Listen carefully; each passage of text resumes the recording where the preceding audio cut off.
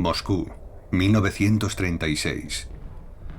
Uno de los dictadores más sanguinarios de la historia reina en el Kremlin. Stalin. Despiadado y todopoderoso, anuncia haber obtenido en las elecciones el 98,6% de los votos y agradece a sus compatriotas que entreguen su sangre y sacrifiquen sus vidas. Me llena de alegría saber que la sangre vertida por nuestros soldados no ha sido en vano y ha producido resultados. Sus súbditos viven sumidos en el miedo y obsequian al tirano con interminables aplausos. Él saca su reloj fingiendo impaciencia. Entre el público, Vasily Petrovich Nikolaev recuerda: los camaradas se miraban unos a otros. Nadie quería ser el primero en dejar de aplaudir. No sé por qué, pero terminé sentándome. 2 días después es encarcelado, golpeado y torturado, pero su fe en el comunismo no flaquea. ¿Cómo es posible? Stalin y sus cómplices han fabricado una mentira planetaria, fundada en su pasado y alimentada por sus crímenes. Un enorme engaño que sigue envenenando muchas mentes.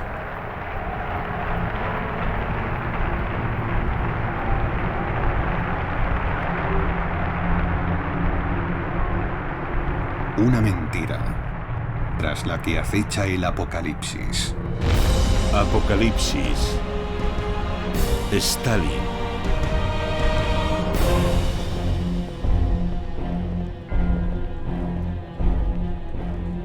¿Quién es Stalin? ¿Un parapeto contra el nazismo? ¿El pequeño padre de los pueblos? ¿Un asesino de masas? Stalin dijo una vez: la muerte resuelve todos los problemas. Si eliminas al hombre, termina el problema. Pero ¿cómo consiguió extender su poder por medio planeta? Utilizando imágenes de archivo coloreadas, descubriremos cómo ascendió al poder este joven seminarista y cómo terminó convirtiéndose en un demonio. Primera parte. El demonio.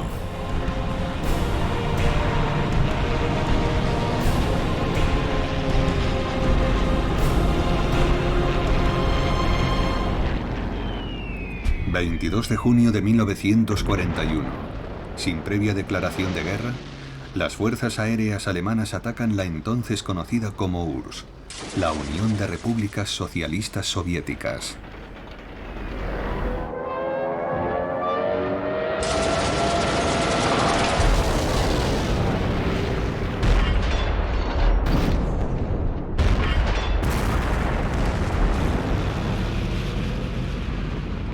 Los alemanes avanzan a un ritmo devastador.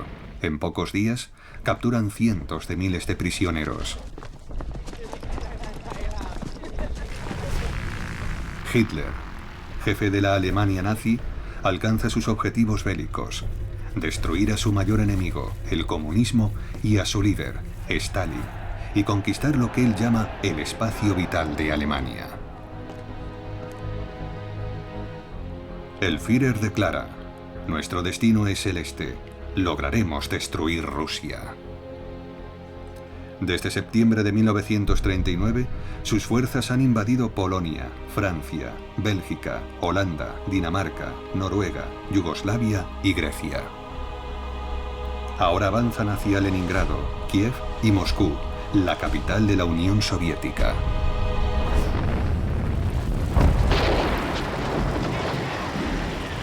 Nadie ha tenido el valor de advertirle.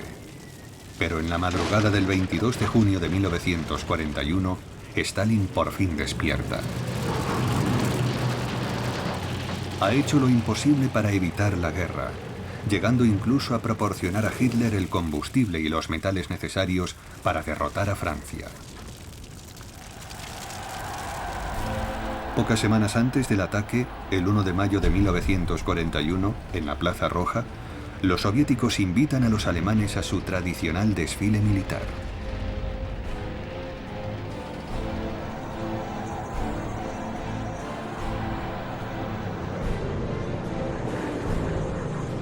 Casi 2 años antes, Stalin había tomado la iniciativa y sorprendido al mundo al firmar un pacto germano-soviético de no agresión con Hitler. El acuerdo incluía cláusulas secretas que daban a Alemania el poder sobre la mitad de Polonia y los países bálticos.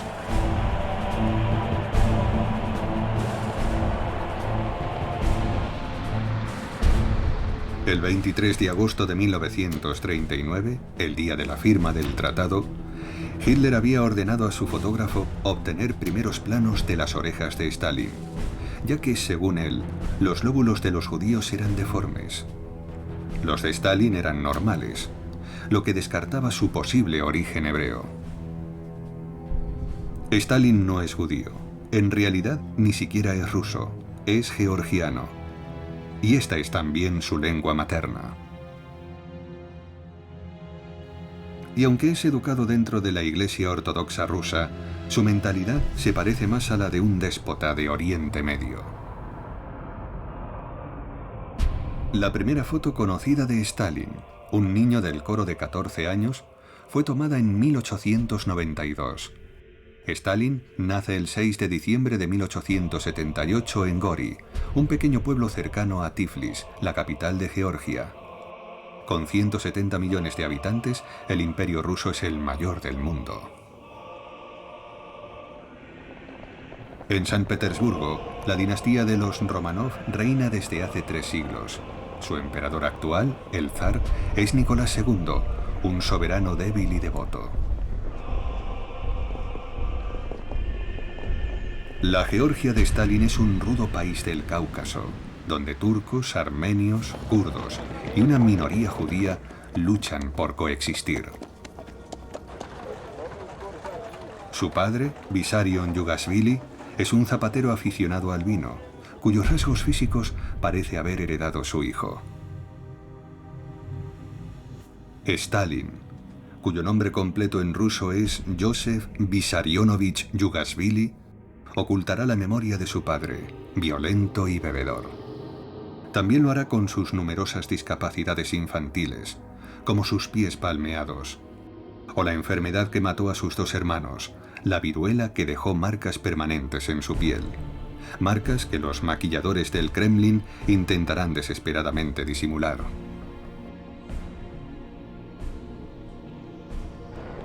Su brazo izquierdo es más corto que el derecho, y desde que una carreta cayó sobre él cuando tenía 12 años, cogía de forma perceptible.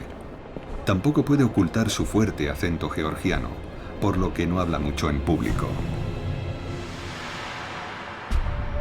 3 de julio de 1941.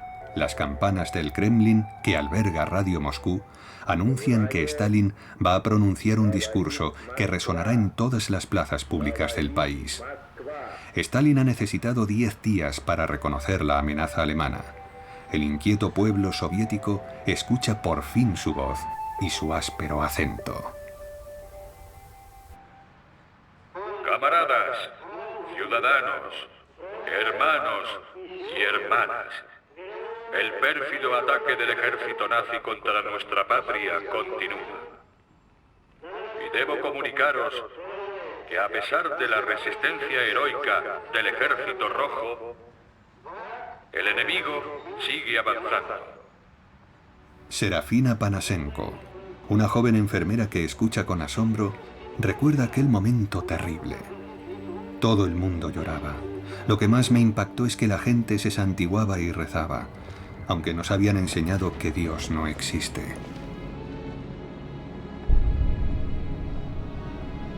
Sin embargo, Stalin, el nuevo dios, perseguidor de la Iglesia, fue educado en un seminario.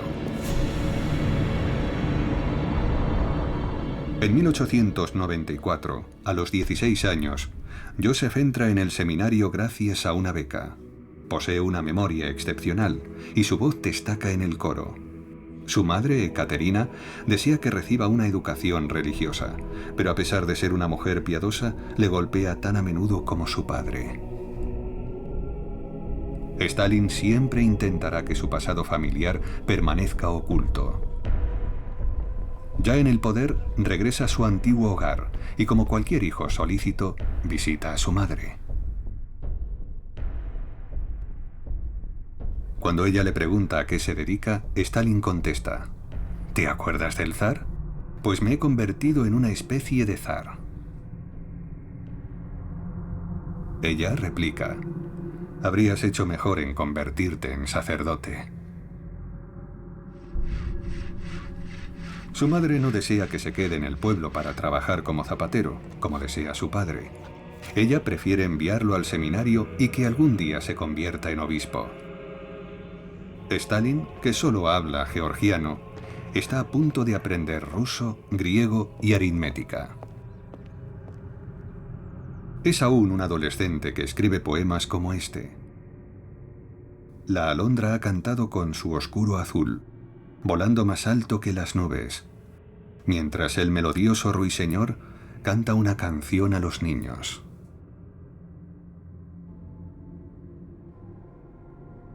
Stalin pierde la fe mientras estudia en el seminario de Tiflis. En este caldo de cultivo de revolucionarios, con la ayuda de infames y miserables curas ortodoxos y su tutor alcohólico, se instruye en técnicas de opresión. Incluso establece una lista: vigilancia, espionaje, invasión de la vida privada, violación de los sentimientos. Pero también aprende las virtudes del silencio. Para Stalin, siempre se gana más escuchando que hablando. Y aprende a no revelar sus sentimientos y a no traicionarse jamás.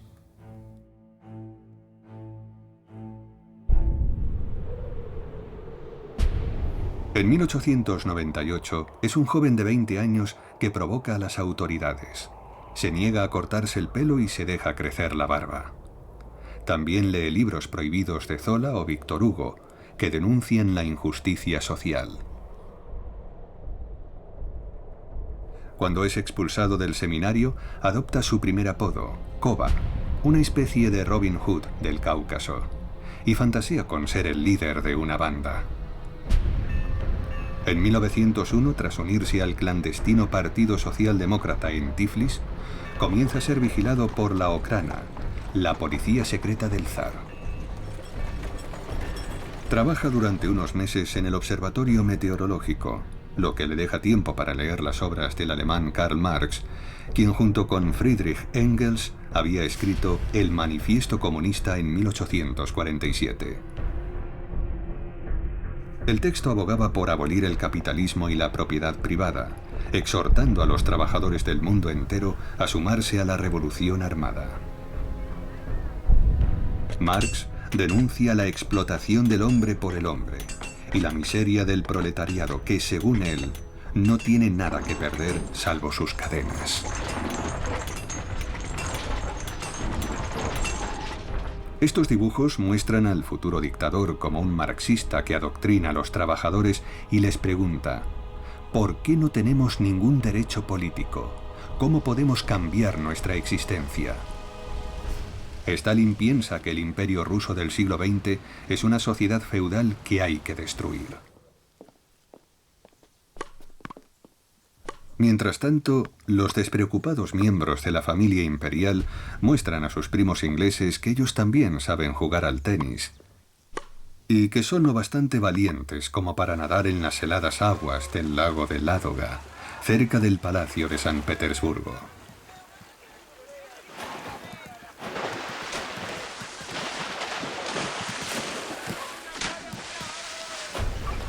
Una nueva clase trabajadora emerge mientras Rusia se industrializa. Particularmente en el Cáucaso, donde los pozos de petróleo y las refinerías de Bakú enriquecen a la élite dominante. Los explotados se rebelan y adoptan la Marsellesa como canción revolucionaria, a la que incorporan su propia letra.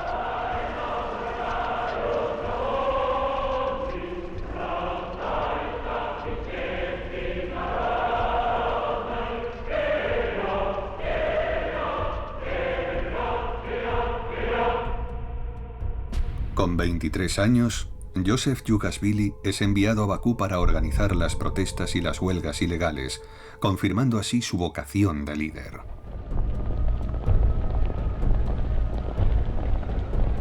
siente pasión por los escritos de Sergei Nechayev, un ideólogo ruso del siglo XIX, y en particular por su Catecismo del Revolucionario. El revolucionario no tiene intereses personales, sentimientos, ni siquiera un nombre. Ha cortado todo lazo con la ley y la moral, y es un enemigo despiadado del mundo civilizado, cuya destrucción es su único objetivo. Todos los sentimientos de amistad, gratitud y honor deben ser sacrificados a la pasión revolucionaria.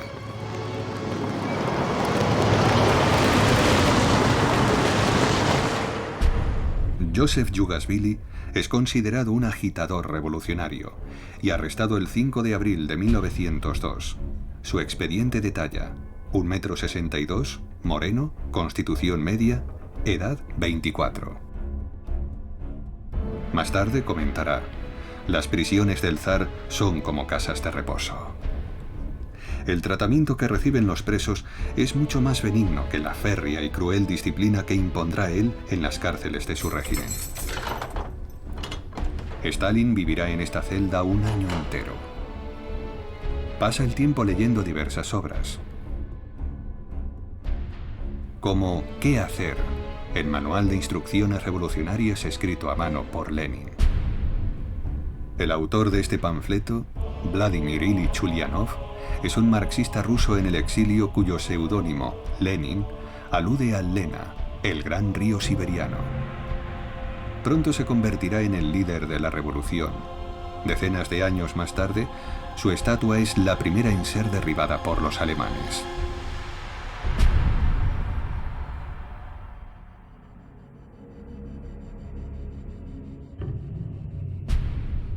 En Minsk, en julio de 1941, el edificio que albergaba a la NKVD, la policía política soviética, se convierte en el cuartel general de las SS, que han recibido la orden de exterminar a los judíos.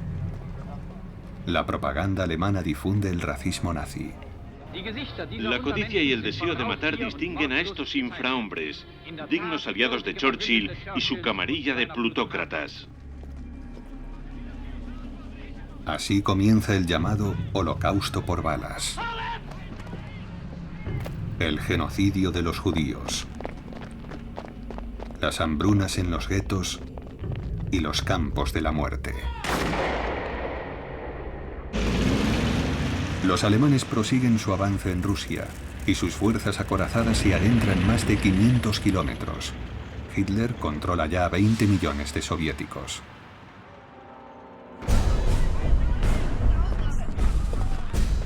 El Ejército Rojo sufre un trágico varapalo. Está casi descabezado, ya que Stalin mandó a ejecutar a miles de oficiales en 1937. A mediados de 1941, el georgiano dicta la Orden 270, que castiga a las familias de los soldados que se rindan a los alemanes. Hitler los dejará morir de hambre.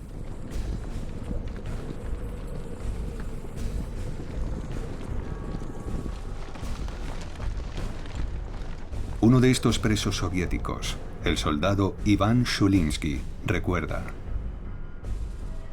para mantenerme vivo, solía cantar esto desde el país del hambre. Si tuviera alas, me elevaría hasta el cielo, hacia las nubes, donde no existe el dolor, ni tampoco el castigo.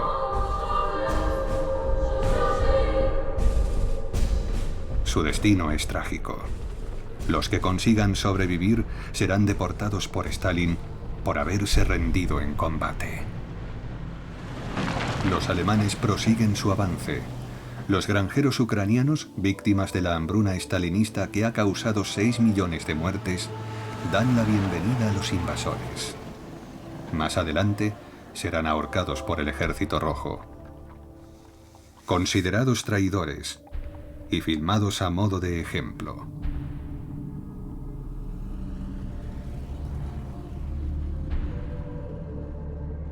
Traidor a la madre patria.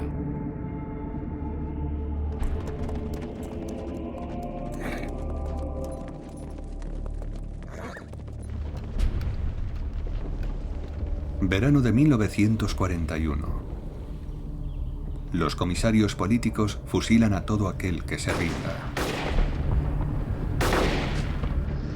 En Moscú, las fábricas, los obreros e incluso los ministerios son evacuados. La enfermera Serafina Panashenko decide alistarse. Mi padre era comunista, explica. Desde muy joven nos transmitió la idea de que la patria lo era todo, de que teníamos que defenderla.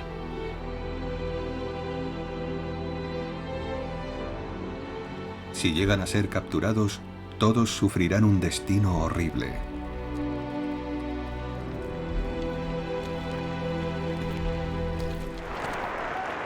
Pero luchan por la Unión Soviética de Stalin. Todos los hombres de entre 16 y 50 años son movilizados. 14 millones de soldados.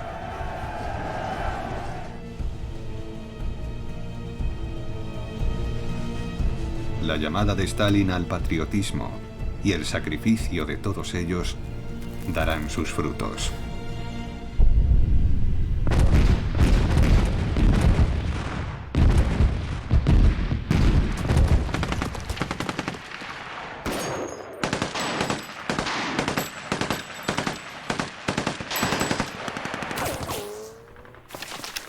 Los soviéticos cierran el paso a los alemanes en su camino hacia Moscú.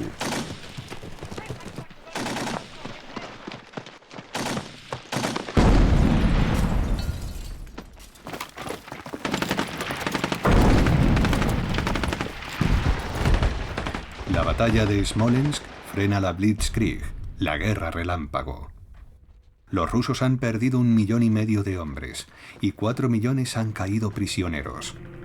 Los alemanes han perdido unos 700.000 soldados, lo cual preocupa al Führer. Este declara: el comunismo representa una terrible amenaza para el futuro. Esta es una guerra de exterminación. Si no asumimos esto, aunque ganemos, el problema volverá a surgir dentro de 30 años. No libramos esta guerra para perdonar al enemigo.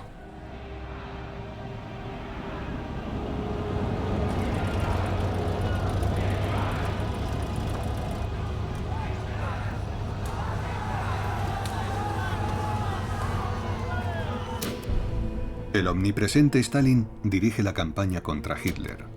Se ha nombrado comisario de defensa del pueblo y comandante supremo de las Fuerzas Armadas. Al igual que Hitler, es un estratega aficionado, pero cuenta con la inestimable ayuda del general Zhukov.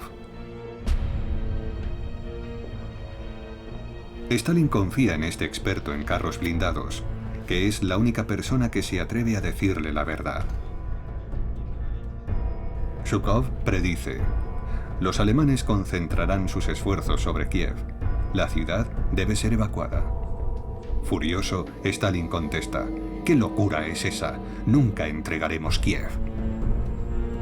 Zhukov sabe que tiene razón y que Stalin se equivoca. Y como ha vaticinado, Hitler envía sus fuerzas hacia el sur. Los alemanes se dirigen hacia Ucrania, rodean a los soviéticos y hacen 600.000 prisioneros.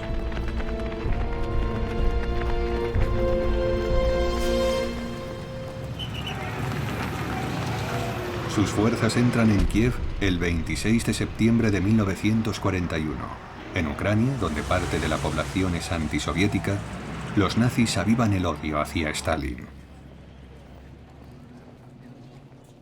La propaganda germana filma a algunos vecinos delante de una prisión, asistiendo a la evacuación de las víctimas del stalinismo. Antes de huir, la policía política de Stalin ha cumplido la orden de vaciar las celdas, es decir, de ejecutar a los prisioneros. 100.000 hombres son encontrados muertos con las manos atadas a la espalda.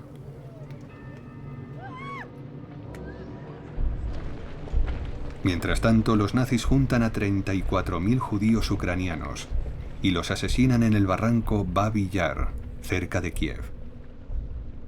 El gran poeta ruso Yevtushenko escribe en su poema Babi Yar: todo grita a mi alrededor, pero el grito está hecho de silencio. Al descubrirme observo que mi cabello se torna gris. Grito por los miles de muertos inocentes que fueron masacrados aquí. Y también muero en cada anciano y en cada niño al que mataron.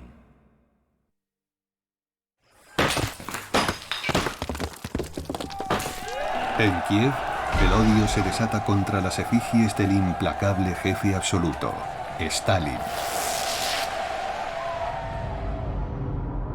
En 1903, Stalin tiene 25 años y todavía se hace llamar Yugashvili.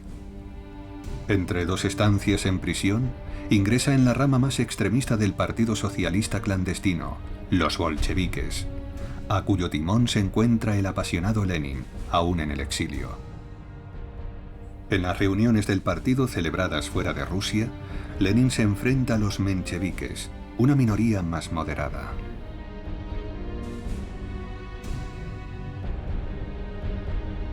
Lenin elogia a Yugashvili y lo apoya en su ascensión a la cabeza de los bolcheviques del Cáucaso. Aprecia mucho su sectarismo marxista y, sobre todo, su contribución financiera a la causa bolchevique, que proviene de lo que llaman de manera eufemística expropiaciones, es decir, robos de bancos. Para el joven Joseph, estos asaltos armados están plenamente justificados, porque el proyecto marxista está por encima de la ley. El fin justifica los medios. El atraco más notorio tendrá lugar durante la era soviética.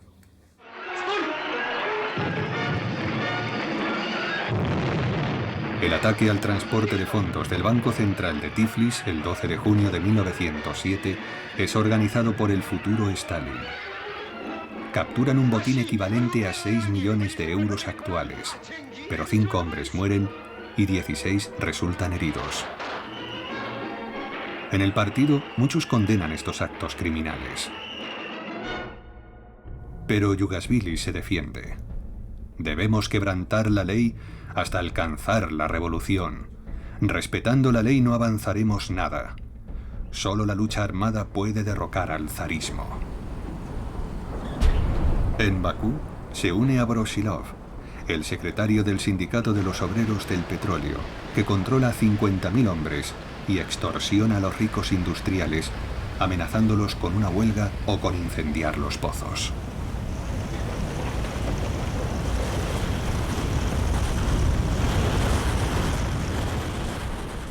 Comienza a cambiar de apariencia y se convierte en un padrino del crimen de Georgia. Así se gana su apodo, Stalin, el hombre de acero. A sus 30 años, su apetito sexual es insaciable.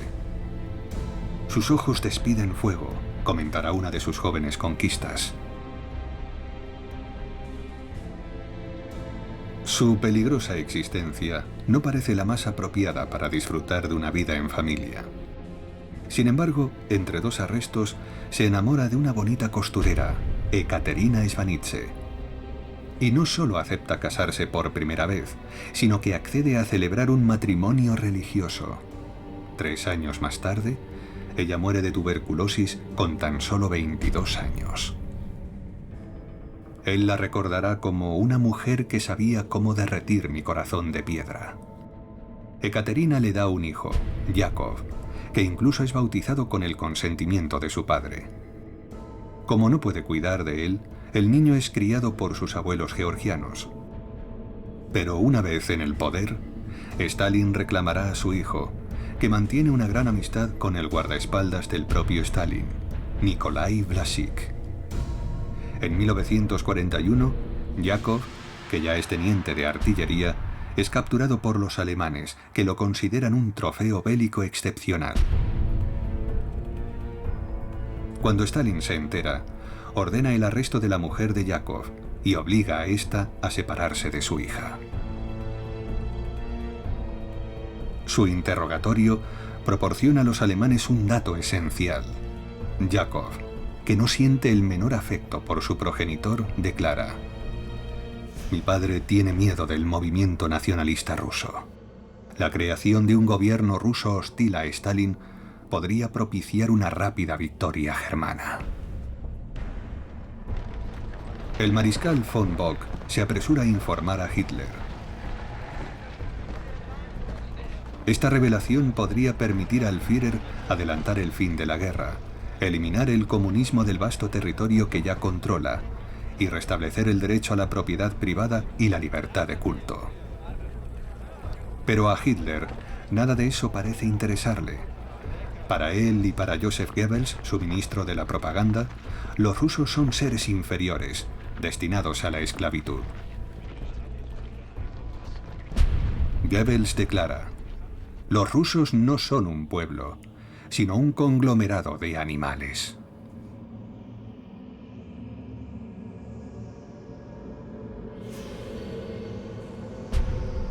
Cuando recibe a su aliado, Benito Mussolini, Hitler comenta: la tierra rusa es la más fértil del mundo. Los italianos, que os agotáis trabajando terrenos pedregosos, aquí podréis encontrar amplios y fértiles espacios.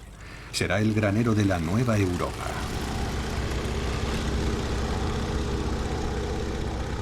Los alemanes ya habían invadido la gran llanura rusa 30 años antes.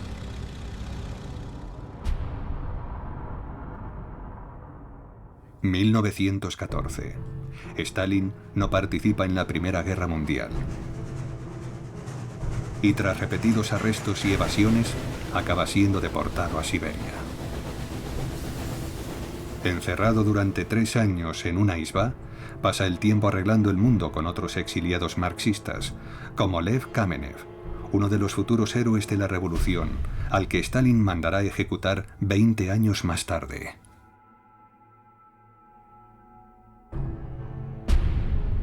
El 12 de marzo de 1917, Stalin, ya liberado, llega a San Petersburgo, entonces Petrogrado, después de que la Revolución de Febrero haya obligado a abdicar al zar.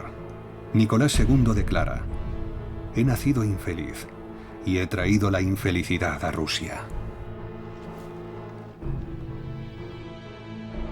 Sin embargo, el gobierno provisional del socialista Alexander Kerensky quiere mantener el compromiso bélico de Rusia, lo que obliga a reclutar nuevos soldados. Stalin es declarado no apto para el servicio, debido a la atrofia de su brazo. Así que vuelve con sus amigos bolcheviques que han salido de la clandestinidad. Y se convierte en el segundo de Lev Kamenev, que como editor del diario Pravda, La Verdad, apoya al gobierno provisional. Lenin regresa de Suiza el 3 de abril de 1917 y rechaza este gobierno que apoya lo que él llama la guerra imperialista. Lenin expone su programa revolucionario. Para él, es hora de dar todo el poder a los soviets, los consejos de trabajadores y soldados que se forman en las ciudades.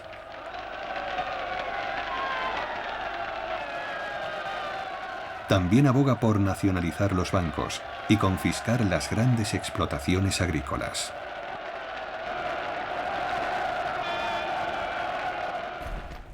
En el frente, los granjeros rusos desertan para participar en la desenfrenada redistribución de tierras.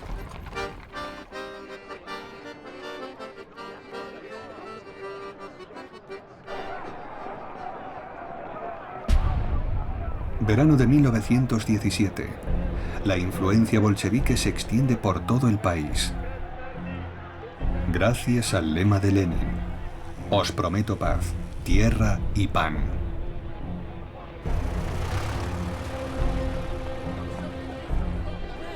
Otras pancartas exhiben lemas más amenazadores, como abajo el gobierno provisional o abajo los ministros capitalistas.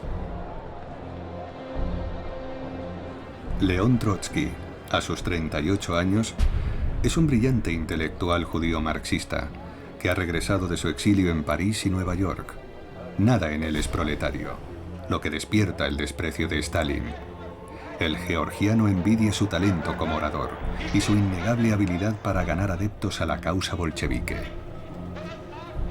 Kerensky, jefe del gobierno provisional, decide que ha llegado el momento de deshacerse de los bolcheviques y ordena una amplia redada policial. 800 bolcheviques son arrestados, incluidos Trotsky y Kamenev.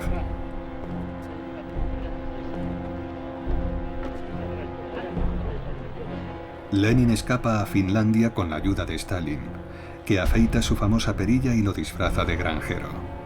Stalin se convierte en su mensajero, lo que le permite ascender en el organigrama revolucionario.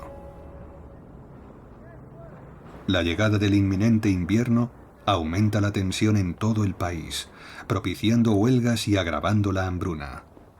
Tras 3 meses de ausencia, Lenin decide volver a Petrogrado para lanzar una insurrección.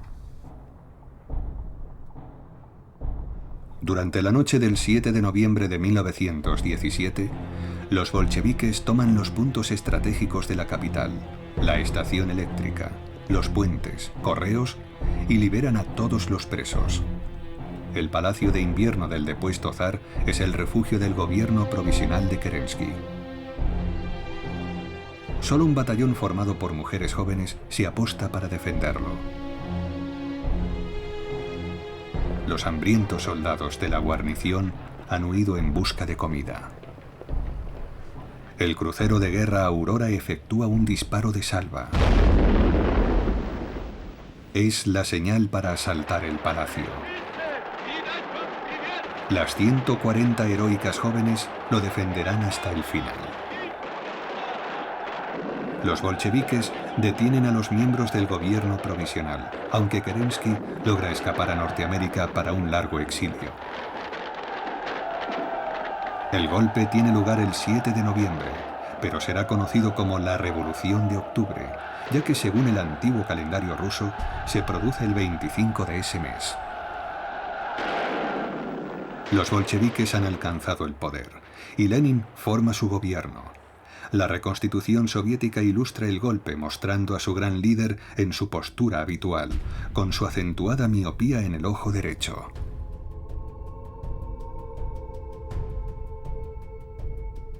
Lenin elimina el término burgués de ministro y acuña el de comisario del pueblo. Ofrece a Trotsky el puesto de comisario de asuntos internos, pero este se niega alegando que sus enemigos podrían atacar al nuevo gabinete esgrimiendo su origen judío. Lenin le ofrece entonces el área de asuntos exteriores, que Trotsky acepta encantado. Por primera vez en la historia, una mujer se convierte en miembro de un gobierno. Alexandra Kollontai, una aristócrata que ha abrazado el marxismo, ocupará su puesto durante 4 meses. Stalin es nombrado comisario de las nacionalidades, cuya misión es poner freno a los movimientos independentistas. El georgiano, autor de un folleto publicado en 1913 titulado El marxismo y la cuestión nacional, se ha ganado la confianza de Lenin. 20 años más tarde, ordenará ejecutar a 12 de los 15 ministros del gobierno de 1917.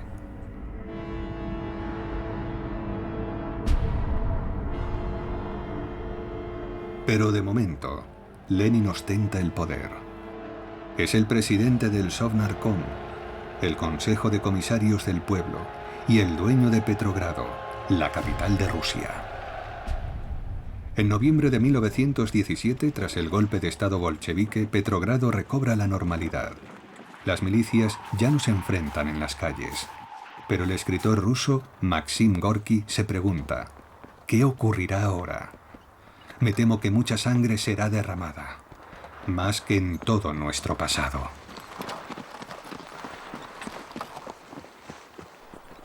Lenin se muestra en público con su amante, una militante francesa llamada Inés Armand, y su mujer Nadia Krupskaya, bolchevique desde los primeros días. Se enfrenta a 2 grandes cuestiones, la paz con Alemania y la inestabilidad política. Meses atrás, el gobierno provisional había convocado elecciones. Así que decide mantener los comicios para legitimar su poder. Las primeras elecciones libres de la historia rusa tienen lugar el 25 de noviembre de 1917. Y tan solo 3 semanas después de su golpe de Estado, los bolcheviques sufren una aplastante derrota. Consiguen 168 diputados, mientras que los revolucionarios socialistas, más moderados, obtienen casi 400. Lenin disuelve la asamblea de forma inmediata, instaura su dictadura, que bautiza Dictadura del Proletariado, y promete una sociedad sin clases. Suspende derechos y libertades, prohíbe los partidos políticos y elimina la libertad de prensa y el derecho de huelga. Todos sus oponentes, a derecha e izquierda, son declarados enemigos del pueblo y contrarrevolucionarios. Lenin crea una nueva policía política secreta que será conocida como Cheka, nombre formado por las iniciales rusas de Comisión para combatir la contrarrevolución y el sabotaje. Lanzaremos un despiadado terror colectivo, declara. ¿Cómo puede hacerse una revolución sin pelotones de fusilamiento? La dirección de la Cheka será encomendada al polaco Félix Dzerzhinsky, un hombre cuya salud ha sido minada por años de exilio y prisión y que ha dedicado su vida a la revolución. Dzerzhinsky tiene la perseverancia de un inquisidor. De nada sirve la justicia, declara. Libramos una guerra en el más cruel de los frentes. Este documento único muestra los bastidores de la Cheka. Los chequistas, reclutados entre los bolcheviques más radicales y los criminales más psicópatas, acaban de saquear un apartamento en lo que llaman la contribución de la burguesía.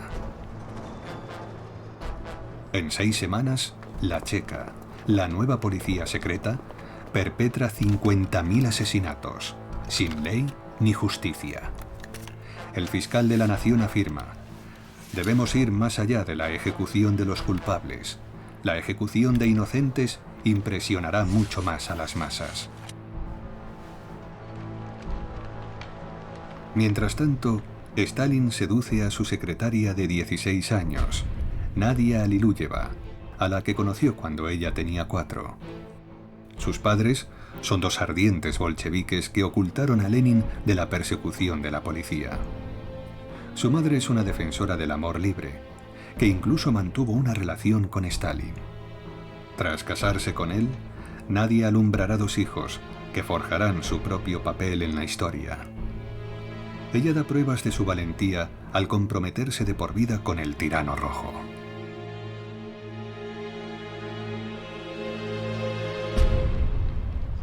El 3 de marzo de 1918, los soldados rusos y alemanes abandonan las trincheras y se saludan sonriendo bajo el lema Revolución Internacional. Las pancartas claman: «Trabajadores del mundo, uníos». Lenin acaba de firmar el Tratado de Paz de Brest-Litovsk, un desastre para Rusia que pierde una gran porción de su territorio, rico en trigo y acero. Petrogrado está demasiado cerca de la nueva frontera, así que los bolcheviques se congregan en la anterior capital. Moscú, marzo de 1918. Lenin posa ante el famoso cañón del Kremlin, la fortaleza que alberga las tumbas de los 47 zares. Pero hoy, el zar es Lenin, un marxista, el nuevo dictador ruso. Su régimen se sostiene sobre 3 pilares: el partido bolchevique, la policía política y la Guardia Roja, el germen del Ejército Rojo.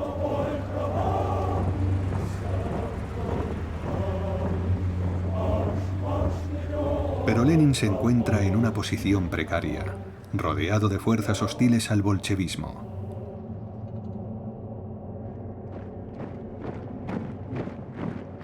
Por toda Rusia surgen los llamados guardias blancos, muchos de ellos antiguos soldados zaristas, firmemente determinados a luchar contra los rojos, campesinos y obreros indisciplinados con pocas armas y escasa preparación.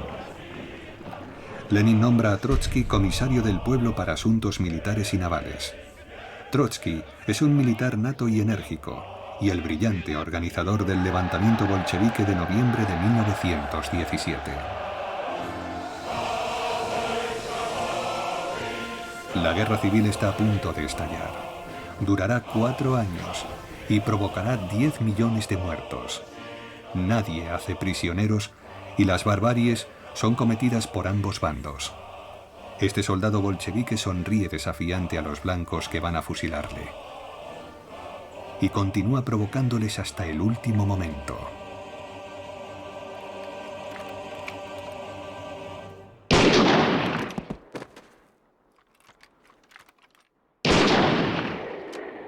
En Rusia, la muerte se ha convertido en algo cotidiano.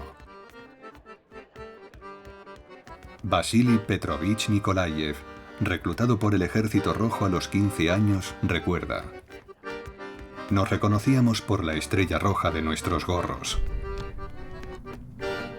Nuestros camaradas yacían muertos en los campos, con sus estrellas arrancadas, junto a los soldados blancos destripados por nuestras bayonetas.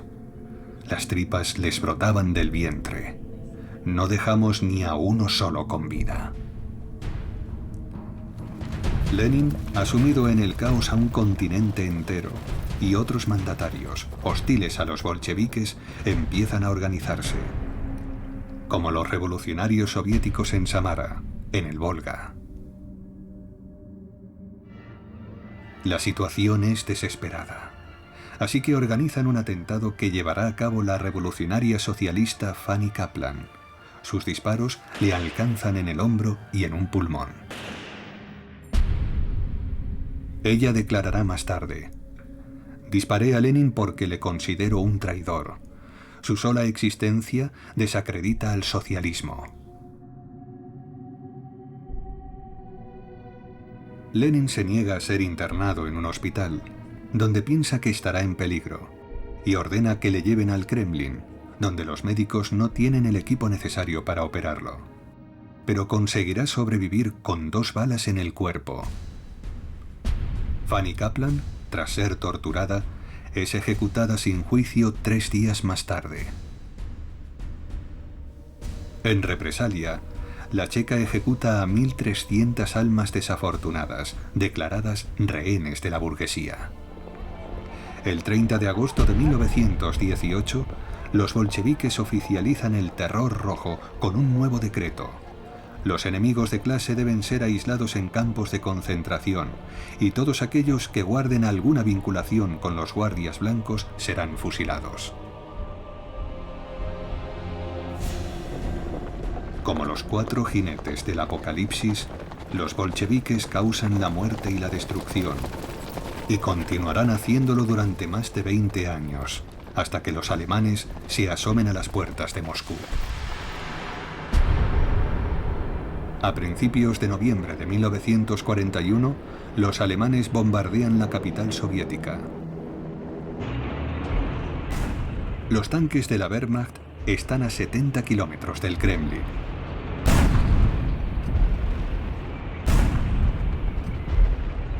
Hitler declara: Rusia está acabada.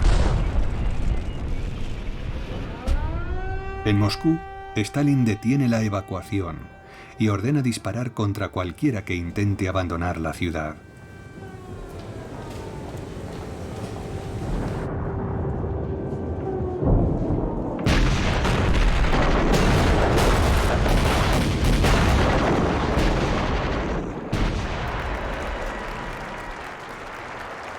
El 6 de noviembre de 1941, en el metro de Moscú, ante su gobierno y frente a los líderes del Partido Comunista, Stalin pronuncia un gran discurso.